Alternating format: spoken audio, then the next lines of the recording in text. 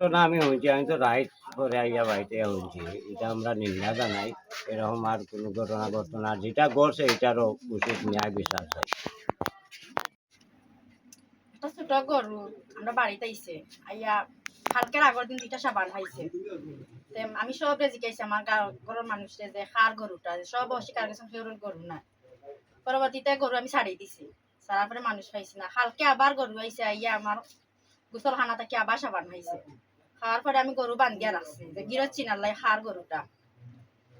পরে ইয়ে করছি, গরু রাখার পরে গিরজ বারইছে, বারইয়া কইছে যে গরুটা সারার লাগিয়া। আমি গরু সারি দিছি, সারিয়া কইছি যে কালকে 2টা সাবান খাইছে আইয়া তোমরা গরুয়ে আজকে আইয়া 2টা সাবান খাইছে, তা তোমরা গরুটা তোমরা বান্ধিয়া রাখি দিও, তো আইয়া সাজা করতো না।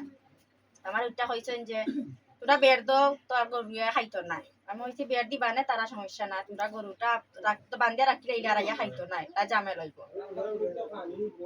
তো আমার ওইটা কইছেন যে মাতলে হাজিয়া বাড়বো, তো গরু তারা শুয়ারতো না। এরপর একথা কইছেন গরুর মালিককে, নাম কিটা? সানোয়ার মিয়া কইছেন।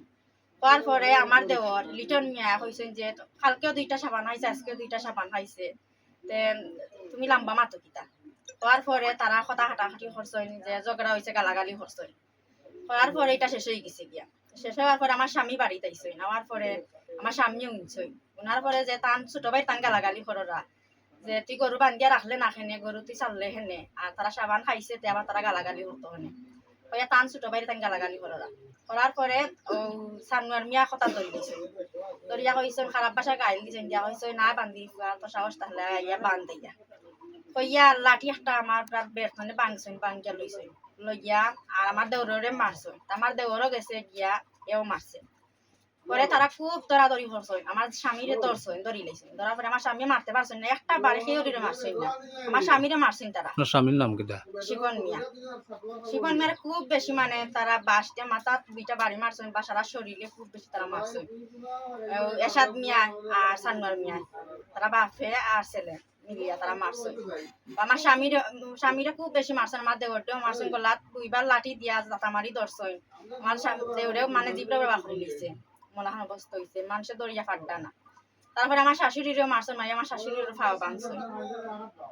তারা খুব বেশি মারধর করছে, কেন ফালাইয়া রাস্তা মাঝখানে করে খুব বেশি তারা মারছে। এখন তার অবস্থা কিটা?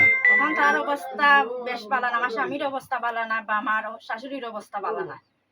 তারা মানে খুবই তারা কোন জায়গাতে আছেন? তারা মুলই বাজার আছে, হাসপাতাল ভর্তি। হাসপাতাল ভর্তি আছে। এটা আমি সুস্থ বিচার চাইলাম যে তারা এরকম আইয়া অত্যাচার বাড়ির মাঝে আইয়া এলাকান অত্যাচার তারা করে এখানে আমার স্বামীর উপর, বা আমার দেওর শাশুড়ি বা আমারও মারছেন তারা। আমি যখন আমার দেওরটা তারা মারছেন, তখন আমি ছুটানিত গেছি, তখন আমার পিঠিতে ইয়ে তারা মারছে, বড় ডাল দিয়ে আমার পিঠিতে তারা বাড়িয়েছে, আমার কোমরে তারা বাড়িয়েছে, কিন্তু আমি আমার দেওর দিয়ে ছুটাইছি। তারা আইয়া সব মিলিয়া তারা এখানে এলাকান অত্যাচার করতো, তারা কিতা সমস্যা, এটার উচিত বিচার আমি চাই। আপনার নাম? আমার নাম রহিমা বেগম। এই এলাকার নাম কিটা? রাজখান্দি। সাইকেল ওখানে গেলে আয়াত মিলে